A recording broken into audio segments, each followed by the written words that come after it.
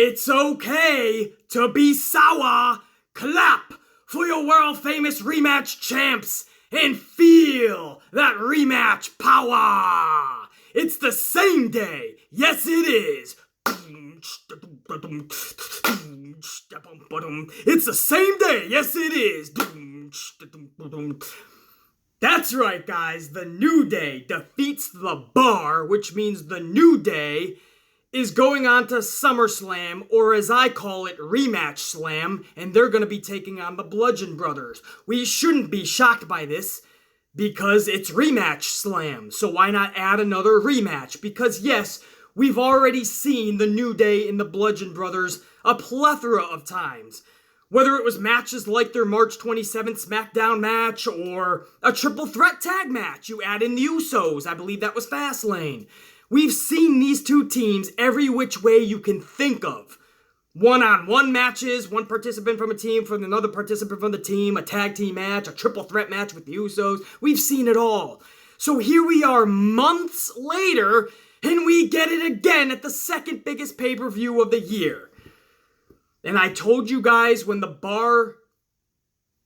it was announced that the Bar was taking on the New Day, I said WWE backed themselves into a corner. They are now in a pickle. Because if you get the Bar, now you have two heel teams. Bar, Bludgeon Brothers.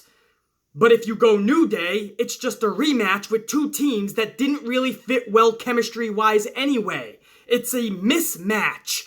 The athleticism in the New Day far outweighs most teams, aside from like the Usos. And the Bludgeon Brothers need brutes. Bludgeon Brothers need teams like the AOP to take on, to be a badass match that people give a shit about. Bludgeon Brothers need teams like The Bar, brutes, for people to give a shit about. And you picture the crowd, Brooklyn, New York, with teams like The Bar taking on the Bludgeon Brothers. At first, because it's two heel teams, you wouldn't get the reaction you would want up front, right? It's heel versus heel. Nobody knows who they're really supposed to cheer for. But after a few minutes of brute team taking on brute team, badass versus badass, brawl versus brawl, Brooklyn will be captivated. That would be one of the show stealers, possibly. It would definitely be the match of the Bludgeon Brothers' career up to that point. And the Bar would definitely have delivered. So I was actually looking forward to that a little bit. Tag team wrestling doesn't really captivate me anymore, but I would have looked forward to that match. But with the New Day, and yes, you toe the line. With the New Day, it was an easy decision for WWE. It's the New Day. They're fan favorites. It's your second biggest pay-per-view. You have to have them on the card, but you backed yourself in a corner where there's nothing left for the New Day other than the challenge for the championships. So they had to put the New Day in there, I guess. The Bar and the Bludgeon Brothers would have spoke more volumes. But to get those extra subscription buys, they had to put the New Day there. However, when the match actually happens, remember what I said when I said this match is a mismatch. A, because we've already seen it, so we know that by facts. And B, because I just know where this is headed. And can I just add another one? C. What do you do with the New Day? Do you give them the championships? So what you're telling me is this whole title reign for the Bludgeon Brothers was just to give the titles back to the New Day. Just to become 5-time champ. This whole Bludgeon Brothers wasn't to set up another tag team. A younger tag team, or a freshly made tag team, or a new up-and-coming tag team that WWE is trying to push. No, this whole Bludgeon Brother tag team championship title reign was, wait for it, to give it back to the New Day to make all of this the same day we've already seen before. Like the New Day. I was just saying in last week's video, was it? Or the week before, I think it was last week, that they've reinvented themselves.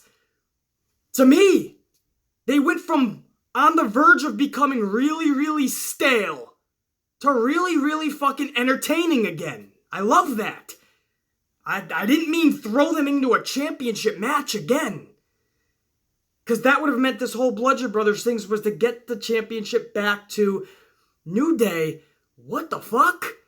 Unless WWE just looks at Bludgeon Brothers as an epic fail, they want to put the straps back on faces to maybe bring up another heel tag team to take it from the New Day. But if that's the case, WWE better have a damn well good plan. Because the Bar and the Bludgeon Brothers was the obvious choice. Brawling-wise, they match up much better than the New Day and the Bludgeon Brothers. Don't believe me? Go back in time. We have evidence. We've already seen them in the ring. This is obviously to get those subscription buys. But if they put those straps back on the New Day, they better have a fucking meaning for it. There better be a path. And WWE has proven time and time again, they rarely ever have a path. They rarely ever know where they're going. It's week to week, day by day, and hour by hour with them. And with Vince, it's minute to minute. His own staff has said that. His own wrestlers have said that. At any blink of an eye, at any snap of a finger, he changes his mind.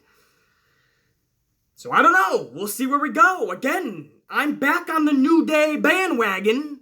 So I'm with them at SummerSlam. I'm hoping it's going to be a better match than we've already seen between the Bludgeon Brothers and New Day. I'm not going to hold my breath on it. I'm not going to go in with high expectations. But I just feel that teams or one-on-one singles competitors that match up well together should be on the biggest pay-per-views. Teams like the New Day and Bludgeon Brothers, or people that don't match up well together, you can put them on the B-rated pay-per-views. But things like WrestleMania and SummerSlam, Royal Rumble Survivor Series, you gotta put the best matches forward. If you do your job correctly, and you're promoting and you're marketing and you're telling the right stories and you're setting up the right feuds, the subscription buys and the people that are spending the money on the pay-per-view, they're already gonna be in place if you're doing your job correctly. This seems like a last-minute panic to me. And they're throwing the New Day in there because they are top faces and they want them on the pay-per-view, but they had nothing else. So here we go with another rematch.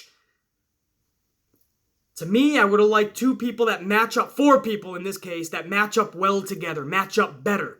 Bar versus Bludgeon, and let them bludgeon each other. Anyway, that's what happened in the main event last night. You had the Bludgeon Brothers in a squash match beforehand, which I love. You guys know I love squash matches because it builds up superstars. It shows casual fans, fuck, these motherfuckers are for real. The other team didn't get any offense. They got bludgeoned. I love squash matches. It's how you used to build stories back in the day. You would have a person or a tag team have a squash match. Everyone saw that they're a powerful, dominant team or powerful individual. And then another match, a segment or two later, you'd have another tag team or another singles competitor, and they'd have a squash match. So you also know they were badass. And in the future, those two badass participants who won those squash matches would eventually collide. There was no 50-50 booking back in the day. Everybody was a superstar, beating the jobbers. And at the pay-per-views, you had superstar versus superstar. That's what I loved. I want to see a lot more squash matches. I want to see a lot more jobbers getting beaten by superstars. Because right now we live in a world of professional wrestling, at least in the WWE bubble, that there hardly is any superstars. Everybody is on the same level playing field. It's 50-50 booking. They're getting beat one week, they're winning the next week. Then they're getting beat 2 weeks in a row, then they win 3 weeks. I want to see superstars that barely ever fucking lose, and then they collide with another superstar that barely ever loses. And at that pay-per-view, you honestly don't know who's gonna win or lose. And you actually give a fuck about the story being told, and you give a fuck about who's gonna win. Bludgeon Brothers and New Day. This just seems like another SmackDown match. Why? Because it is. Because it already was. Congrats to the New Day. But to the Amplified, man, it feels a lot more like the same day. Redundancy at its best. But that's the only gripe I have with SmackDown last night. Bludgeon Brothers, again, had a cool squash match. You got to up their ante a little bit. And then in the main event, the New Day defeated the Cesaro and Sheamus team called The Bar. So, that's my only gripe because the ending of the match was fucking brilliant. It showed you the strength of Cesaro. And when I mean strength, I'm not even talking power. I'm not even talking muscle. I'm talking the strength that he has skill-wise. That you see him get up on the top rope and dive off the top rope like a high flyer, but then you see him be that brute type competitor, but then you also see his mat technician game in his ground game, because he had Big E into a sharpshooter and then he transitioned that into a crossface. Badass! And then you saw the power of Big E when he got out of that crossface by literally standing the fuck up, powering his way out, lifting up Cesaro, and I believe it was Kofi Kingston that got to the top rope while Big E was lifting up Cesaro, and you had the Midnight Hour, and that was it. 1, 2, 3, the New Day pick up the win. So the match itself was actually good. The crowd was on fire in Orlando, my second home. Fucking love Orlando. They're always having a party over there. So the match was good. The crowd was on fire. I love the ending. And I'm indifferent about the outcome. So that's my only gripe. You could have won either way. Either way you could have won. The New Day or the Bar. I just preferably would have liked to have seen the Bar and the Bludgeon Brothers, because I haven't really seen that yet. And I want to see these 4 brute guys just beat the fuck out of each other. Excuse me for wanting to see something I haven't seen at SummerSlam. But again, the safest way to go here is to put those pesky New Day individuals in there. And again, I'm okay with that too, because I'm really starting to get back into the New Day. I don't know about throwing championships back on them, but we'll see. But that was the main event, and that was the whole Bludgeon Brothers New Day story leading up. And when SmackDown went off the air, the Bludgeon Brothers kind of crept up on them. They were kind of in the audience a little bit, staring out at the New Day. They looked at each other, they gave it a little nod, and they walked off. And the New Day continued celebrating, and SmackDown went off the air. But that's not really the biggest story for me for SmackDown. That's a huge story, and that's why we started off with it. But for me, the big story is The Miz and Daniel Bryan officially being named for SummerSlam 2018. We knew they were heading that way anyway. We just wanted the official announcement. We're only a couple weeks away. We needed that announcement. And we fucking got it last night, really early in SmackDown as well. And I just want to say, too, I apologize if I'm kind of all over the place in this video. I was up really late last night. My New York Yankees could not take care of the Chicago White Sox until the 13th inning. So it was past 1 a.m. and I'm still watching the fucking game. I know I got to get up at like 4 a.m. for a plethora of reasons.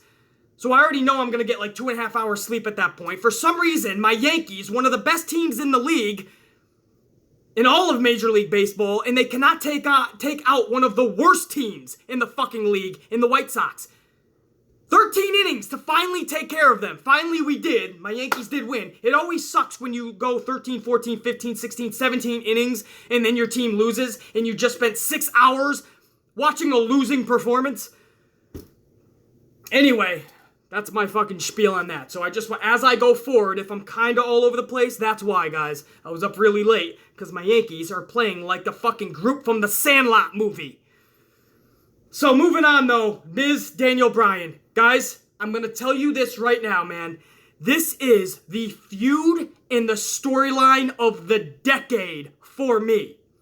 Because it did start, as Saxton said in his one-on-one interview with The Miz, because Saxton was in the ring, The Miz was backstage with his bodyguards, his security, or I think they were supposed to be on set of Miz and Mrs., but it was backstage. And Saxton said this has been going on over 8 fucking years. He didn't say fucking because Byron Saxton is very PG, but the Amplified Man is not PG, so I'm gonna say fucking 8.5 years. And he's right. This has been going on 8+ years, where Daniel Bryan was vocal even then about his, what was it, NXT Tough Enough coach, whatever it was, NXT coach. Or fucking, what'd they call him? It wasn't a coach, right? It was a mentor, whatever the fuck. And Daniel Bryan was very vocal back then about how they're just two different people. And they never saw eye to eye. And that translated years later to Talking Smack. And then after Talking Smack, there was real animosity. And they really started coming clean in interviews. Non-kayfabe. Real life shit, though. Real life shit. that was, I don't like him, or I don't see eye to eye with him. We are two different people. He's one way, I'm the other way. I really would like to punch him in his face. These were real things being said. And then Daniel Bryan got reinstated as far as wrestling-wise, and he could wrestle again. So now it was like, oh, fuck, all the shit we just talked, we're probably going to have to mix it up one day. Well, that one day is coming up at SummerSlam. And they are really playing this feud and storyline beautifully the last several weeks. Beautifully. Because a lot of people wanted this to be at WrestleMania. But there's no way they could keep that hot until WrestleMania. And by the time it got to WrestleMania, it would not live up to the expectations. We've seen that time and time again. SummerSlam's the time to do it. And I said this will be done correctly if creative and booking just does it correctly. Do this the right way. You have several weeks to make us even more interested than we already were. And that's exactly what they're doing. And last night was fucking epic.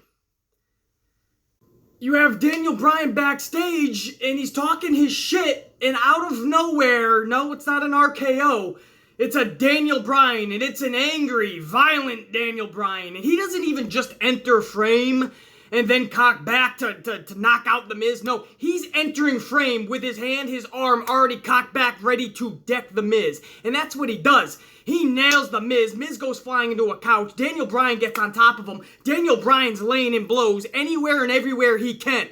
Miz is just trying to protect his moneymaker, his hotshot movie star mug.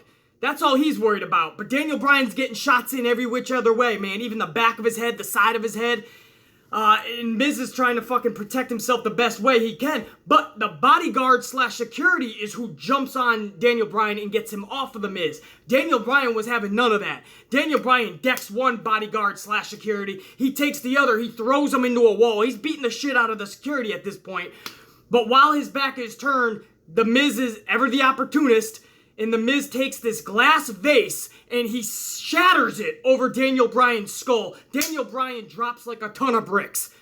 This glass vase shattered everywhere, man. It was beautifully done. This looked like something you'd see straight from a movie scene up in the theaters, man. This is like a scene from a movie. Beautifully done. Everything happened bing, bang, boom to where you were captivated from the second Daniel Bryan entered frame. And everybody played their role beautifully. I didn't even see... the way Daniel Bryan entered frame to knock down The Miz was fucking epic. But while Miz was taking care of those bodyguards or security, while he was doing that, I didn't even notice Miz grab the fucking glass vase. That's how beautifully done it was. So while my eyes are on that, man, all of a sudden I turned for 1 second. Miz is already shattering this thing over Daniel Bryan's head. It was beautifully done.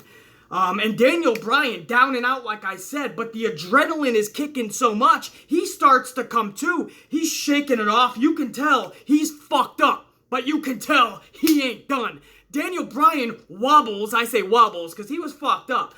Daniel Bryan wobbles off, but you can tell he's still in pursuit of The Miz. Now this happened kind of earlier in SmackDown, I think maybe the second hour, but there was still time left. I thought you were going to see something end the show between Miz and Daniel Bryan. That would have been really cool. If this was like a movie set and not reality TV, supposedly, if this was an actual set, it would have been cool to see them like go all over the set. So Daniel Bryan is going into his territory to fuck him up. That's the shit I always tell you guys about leave the ring for a little bit and let's elevate stories outside of the ring. It's more fun that way, it's more interesting, and it builds that intrigue. And also, it's different. It's creative. It's okay to be different and creative sometimes. Fucking A. That was one of those scenarios where they built the feud and the story farther by leaving the ring. Don't have them just in the ring and coming to blows. That's redundant. We see it time after time with every fucking feud. This time they did something cool backstage, man, and you can continue that with the Go Home show this Tuesday. I would have really liked to have seen some Brie and Maurice involved, but maybe they get involved around SummerSlam. We drag this out to the pay-per-view after SummerSlam. What is that, Hell in a Cell? In October, what is that? Is that October? No, September, right? Well, whichever the fuck it is, you maybe have a mixed tag match with Brie and Daniel Bryan and The Miz and Maurice. I'm cool with this extending another pay-per-view or two, because this feud / story is the best thing that I've seen in almost a decade. Maybe even a decade. But this is a feud and a story that has gone 8 years plus, and these two have not mixed it up to this level. And we finally get to see that at SummerSlam. That's one of the matches I'm most interested in seeing, obviously, man. But when you think storylines, in the last 10 years, there's no story that's beating this, because this story leaks into real life. In real life, Daniel Bryan wanted to punch Miz in the face. Now, yes, they're going to be much more professional in the ring, but this is real life shit. They really don't like each other. They're professional, as Daniel Bryan put it perfectly in one of his interviews. He said, it's not like we go around and harass each other backstage. We're cordial, we're professional. We just try not to talk to each other if we don't have to. So when you get him in the ring, you're going to have The Miz trying to show Daniel Bryan that in real life he's not soft. He's not a fucking coward paper champ. And Daniel Bryan, I'm sure, is going to try to teach Miz a fucking lesson on who a real wrestler is. I don't think that. I love The Miz, you know that. But Daniel Bryan is going to try to teach. They're both going to try to one-up each other. I really feel they're both going to try to steal the show. And in doing that, they might just literally steal the show together. That might not be hard to do. It is RematchSlam. But I love this story. I've wanted to see it when Daniel Bryan was not cleared by WWE. I was just waiting for the day that he was, because I knew I'd get to see Miz, Daniel Bryan. I just think that chemistry is going to be off the charts. Because again, when you have art imitating real life and real life imitating art, and they mix together, you have the recipe for success. Cannot wait to see Daniel Bryan and The Miz this Tuesday on the go-home show of SmackDown for SummerSlam. And I can't wait to see them get it on at SummerSlam and what they have in store after SummerSlam. But that fucking epic. You want to talk about epic? Can we just talk about our fucking truth? Just absolutely hilarious, man. I fucking love R-Truth, man. He just went away for like years. I don't know where the fuck he went, but man, if only they could have done something more with R-Truth, man. The guy is so extremely talented, not just in the ring. On the mic, his comedy, he can be serious. He can do it all, man. R-Truth is the jack of all trades. He can do everything. Last night, man, Renee Young is interviewing Shinsuke Nakamura.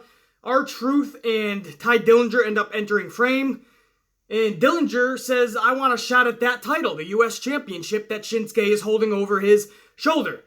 And Shinsuke's like, how do you plan on doing that? How do you plan on getting an opportunity at my championship? And R-Truth goes the same way everyone else does around here. I'm going to pin Carmella. So he saw, obviously, the week previous where Charlotte defeated Carmella and got her opportunity at the championship. So R-Truth thinks that's how you do it around here. You just have to pin Carmella. Fucking hilarious, man. If you didn't LOL legit, I don't care if there's people around you or you're by, if you didn't legit just fucking let out a laugh there, man, check the old pulse. Because that's funny as shit. R-Truth is straight gold. He took on Shinsuke Nakamura later that night. Obviously Nakamura wins. The Kinshasa ends up taking out R-Truth. We kind of saw that coming, but I like the match, man. These are two people that can go in the ring. R-Truth was taking it to Shinsuke with some classic R-Truth maneuvers, and it was just too much to take in for R-Truth. Shinsuke finally took him out, and it was too much to overcome for R-Truth, but I like the matchup. If this had a more story behind it, I think you would see, obviously, more time that they would be given, and you would see a much even better match than we saw last night. But they weren't given a lot of time. There was no story or build behind it. So it was just pretty much a Shinsuke squash over R-Truth. But it would have been much better, man. These two can go in the ring and against each other. That is a good matchup. But Shinsuke takes the win over R-Truth. But in the end, R-Truth had one of the gold moments of SmackDown last night. Another matchup, Zelina Vega versus Lana, right? A lot of people are like, fuck, didn't want to see it the first time, here we go again, fucking. And you guys know how I am with rematches every fucking week, right? This is, for some reason, Lana and Zelina Vega, for some reason, I'm okay with. I stressed it on this video, and if you guys followed me from day one, you know, I like, not just consistency, but I love when there's a good matchup. And again, I've been stressing this more so lately, but when there is a good matchup, there's nothing better. When there is a mismatch, it exposes just everything. I can't stand mismatches. But Lana and Zelina Vega, they're on the same fucking level. Zelina Vega's got some fucking wrestling background. Zelina Vega can throw a great Frankensteiner, or Hurricanrana. She can do some good maneuvers, but in the ring, green as fuck. She just is. You watch Zelina Vega versus a Sasha Banks or a Zelina Vega versus a Charlotte, Zelina Vega will be exposed. And this is a Zelina Vega fan here, guys. With Almas. I love these two. But she'll be exposed. Lana will be exposed if she's in there with Sasha and Charlotte right now. Ladies like that. Even Becky Lynch. It's just the truth. And there's no way around it, so when you put them together, it's kind of fun to sit back and let them grow with each other. You know what I mean? Like, let them feel their way around and get better. I don't know, man. And not just at a performance center or at a fucking, behind the scene, right in front of the live crowd and in front of a live fucking national TV audience. You got the camera light is on, man. That red light is on. Let's see what you got. You're on the same level, and you see that they really tried last night, man. And I think they got better than their first match. What was it, last week? I think this match was even better. So Lana continues to get better. Zelina Vega is showing vast improvements already. Love that, man. I really do. For some reason, I'm just on board with that. And of course, the extracurricular activity at the end, I'm liking where that's going.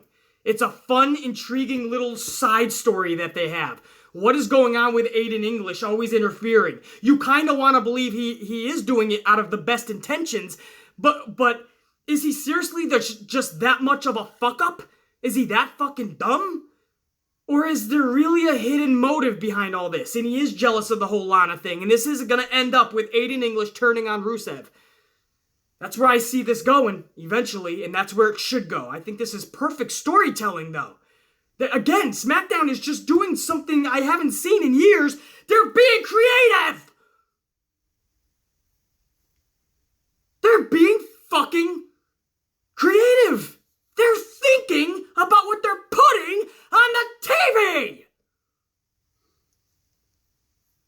Fucking love it. Last night, you have Lana going, everything was, the timing. That's what I mean about Lana even get the timing for everybody. Almas is just a true professional already on the main roster. But of course, he's got years experience anywhere around the world. But the timing was beautiful. Aiden English deserves credit. Everybody. Lana's going up to the top rope to take out Zelina Vega, who's still on the mat. And Aiden English comes out to help out Rusev, like Rusev needs help. It's just a one-on-one fight, so I wouldn't know why Aiden would even need to be there, right? So Aiden English kind of spears Almas. Almas jumps up onto the apron, hitting the ropes. Lana perfectly times it to where the ropes get hit. Lana flips over. Zelina Vega gets the double knees. 1, 2, 3. Vega ends up the winner. Lana's distraught. She lost the match. Aiden English is pissed off, we think. Or is this what he wanted all along? He starts walking up the ramp, but he doesn't even look at Rue. He already knows he done fucked up. He's got his hands over his head like, fuck, I did it again. He goes up. I love this side story. I want to see a mixed match challenge. I don't want to see another one of those. But just like I wouldn't mind seeing Brie and Daniel Bryan versus fucking Rusev and Lana. Brie and Daniel Bryan versus Miz and Maurice. I wouldn't mind seeing Almas and Vega versus Rusev and Lana. Because there's at least story. If you give me a story, I will watch. If you build it, they will come. That's the old baseball analogy, right? When you build a stadium and you put all the money, fuck, do we spend more money on this? Do we spend more money on this? Will people show up? If you build it and you build it correctly, people will come. If you give us interest and you make us interested and intrigued, we will show up. We will spend the money. You just gotta make it interesting. They did this story beautifully to the point where I don't mind seeing Lana in the ring every week. Or Zelina fucking Vega wrestling Lana. Or Aiden English involved in a story. I don't mind it because they're doing it beautifully. I loved it. Everybody involved gets an A+ from the Amplified Man. Meltzer, imaginary stars, amplified elbows. Everybody involved in this story is doing beautiful, man. Rusev, Lana, Aiden English, Zelina Vega, and Andrade Cien Almas. Every one of them. I love where this is going. I hope they continue this success, because it already is a successful storyline. I just hope it ends up successfully. Also, there was a tag match last night. Charlotte, Becky Lynch taking on the Iconics. The Iconics obviously lose. The Iconics are just basically jobbers, but glorified. Sometimes there's what's called a glorified jobber. Back in the day, they were called the Brooklyn Brawler. You can Google them or YouTube. The Brooklyn Brawler, Barry Horowitz was another one. The 1-2-3 Kid was actually one until he became the 1-2-3 Kid. And then obviously X-Pac. But before X-Pac was X-Pac or the 1-2-3, he was a jobber, guys. He was just a glorified jobber. You would see him every week. He would actually go toe-to-toe with the superstars, but he would end up losing in the end. Until 1-2-3 Kid finally beat Razor Ramon on a Monday Night Raw. I think that was like the first Monday Night Raw, something like that. Maybe not the first. It was a Monday Night Raw. That's all that matters. Glorified jobbers are sometimes needed, and that's what the Iconics are doing. And it's a shame, because I'll tell you this, on the microphone, they're gold. The Iconics, I'm not giving up hope on. I think they could still be something in this business. They got the mic skills. I feel they're improving in the ring. They're just still so fucking green, and I cannot stand it. It's the simple mistakes. They're too smart for this. If you watch them from the beginning in NXT, you know they're smarter than this. The mental mistakes that they're making. You watch the end of that match when Charlotte does the moonsault to end the match. And Peyton Royce and Billie Kay are holding hands. You could put the Empire State Building between them. That's how much room they had. So when Charlotte hits the move, Charlotte misses them both and just like breaks up their hands. It's like Red Rover, send Charlotte right over. You guys remember that game, Red Rover? And everyone's got their fucking hands. You got about 5, 6, 7 people, and you all hold hands. And another team of 5, 6, 7 people are all holding hands. And you have to call one person to run through whoever they choose, whatever 2 people's hands. You have to run through it. If they can't run through it, they have to join the opposing line. So that 5 or 6 people becomes 7 people now. And now the other team only has 5 or 6. And then they call them over. If you cannot break up the hands, you have to join that team. If you are able to run and you break up the hands, they now lose a player over to your team. And you only win when the other team has no players left. It's called Red Rover. That's what I thought of last night. I don't know why I just explained Red Rover to you guys. Like I said, I was up late watching the fucking Yankee game. I apologize. But we used to play it as a kid, and that's what I thought of. They're holding hands, and Charlotte breaks their hands, and that's the match. Simplistic mistakes like that. People are talking Ronda Rousey's a little stiff and sloppy. What the fuck was that, man?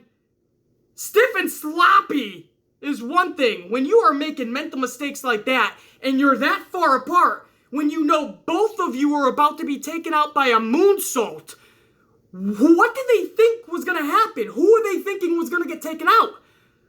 The best case scenario is she's able to at least make contact with one of them. If you don't know what I'm talking about, go back and watch it, guys. They're holding hands with so much room between them. You could fit the Empire State Building there. And sure enough, it ended up being horribly cringeworthy to watch on TV. Because when Charlotte did the moonsault, she just landed on their hands. And then they both fell, come tumbling down. It looked so fucking bad. At that point, I was glad the match was over. Because as much as I want to see the Iconics succeed, when they make mistakes like that, I want them off of the fucking TV ASAP. As soon as possible, get them the fuck off. There's potential there.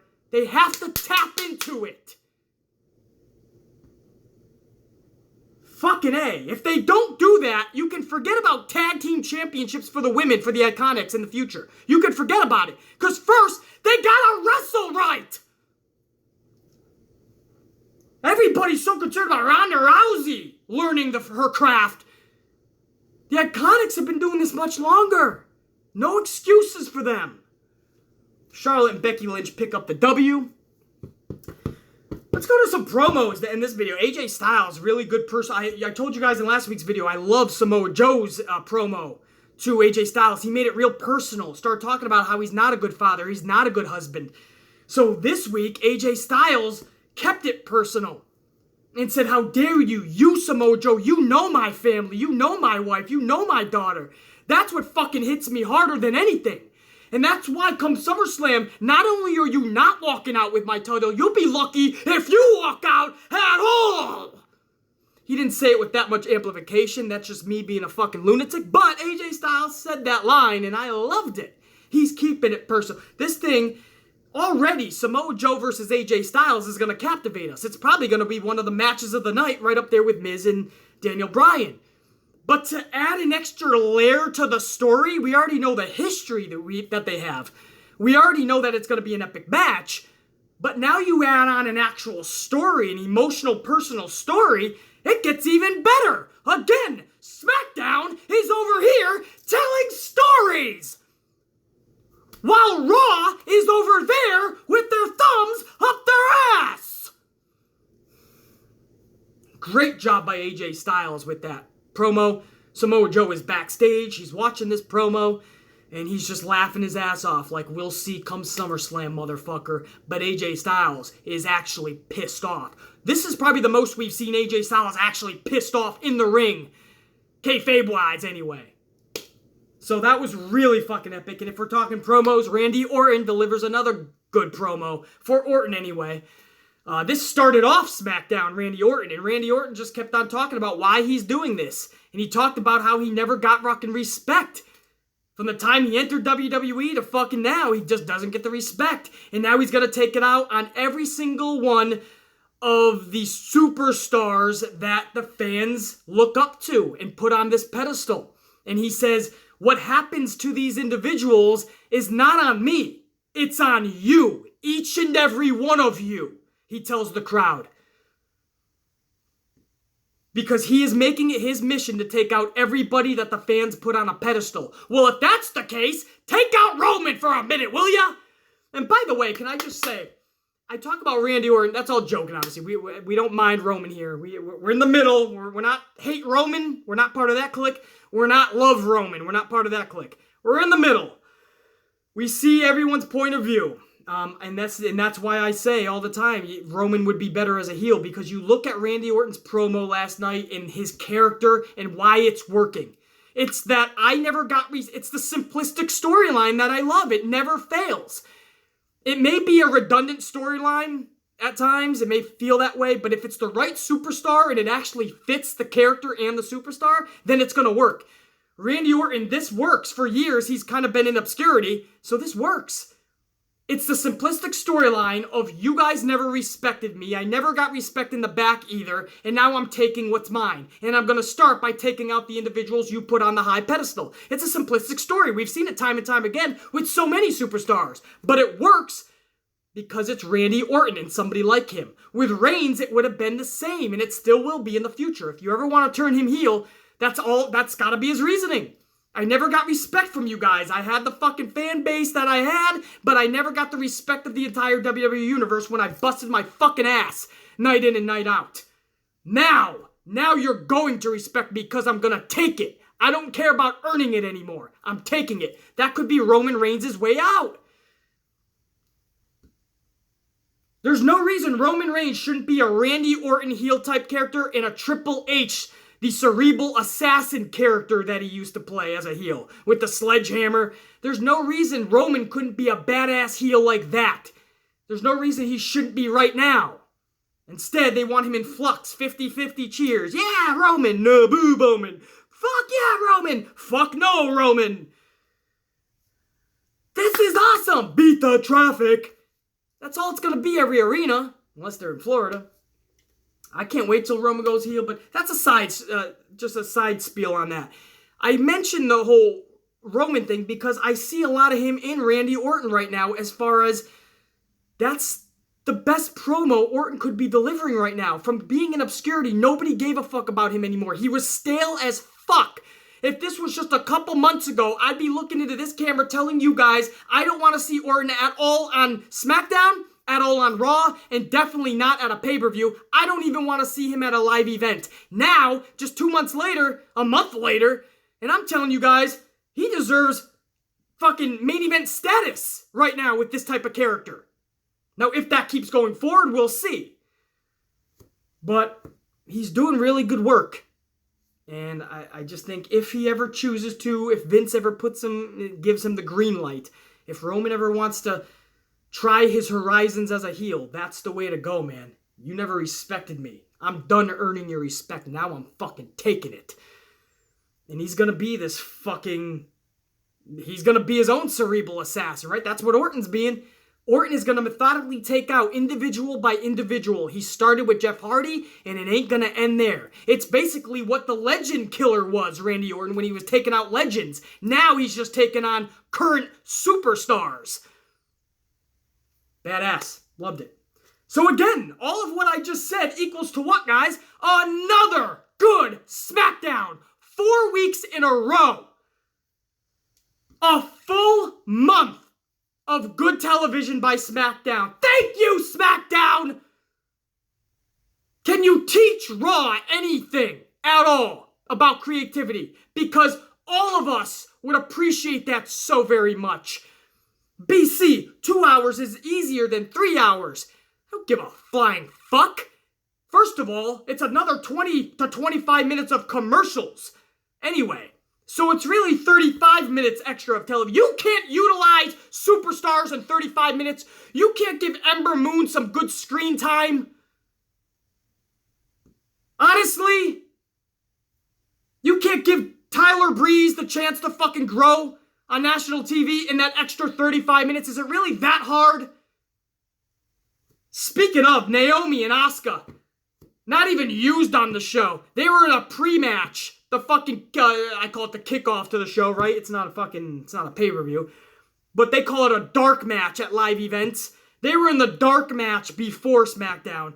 Asuka and Naomi taking out fucking Sarah. No, not Sarah. That's Raw. Who's the other two? Mandy Rose and Sonya Deville.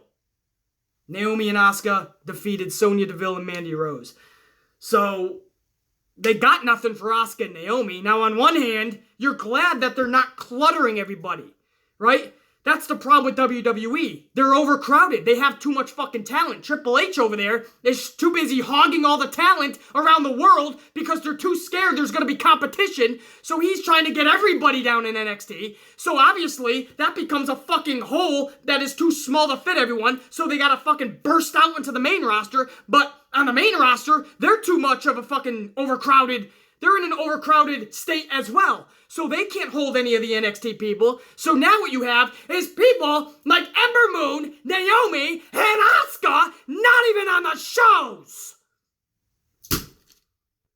So you're glad they're not overcrowding the shows because that makes for shitty shows. That makes for a whole show of fatal four-ways, triple threats, fucking tornado tag team matches, just fucking insanity. Not literally the group, but because that'd be sanity, but insanity. It's just, I hate when they try to use everybody because it's a clusterfuck. But when you're not utilizing talents like Asuka and Naomi, you can't find a storyline for them? That's like Raw. The best storyline you got for Sasha Banks is to put her with Bayley in a tag team for the next who knows how many months. I guess that's another gripe with SmackDown, but that's a whole company. That's not just a gripe with SmackDown, that's the company's problem.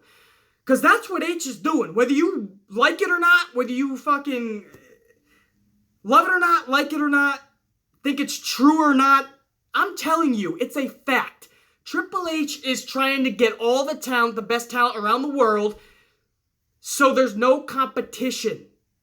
He knows places like ROH are getting their ducks lined up in a row. They know that people like Cody Rhodes and the Young Bucks have a brilliant mind for the business, and they could turn this all into an organization one day. They know that New Japan Pro Wrestling is trying to strategize. I can fucking speak. That's when you know I gotta end this fucking video and get some amplified coffees. New Japan Pro Wrestling, WWE knows, is trying to strategize its way into the United States. So they're trying to get all the fucking great competitors now. But where are they all going? I'll tell you where. They're sitting on the shelf. Because they ain't got nothing for them. That's the truth.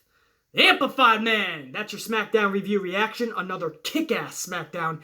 We have 1 week left before SummerSlam as far as shows. We have the go-home show of Monday Night Raw this Monday, and then the go-home show for SmackDown this Tuesday. And then on the 19th of August, it's SummerSlam, baby. So we are high rolling.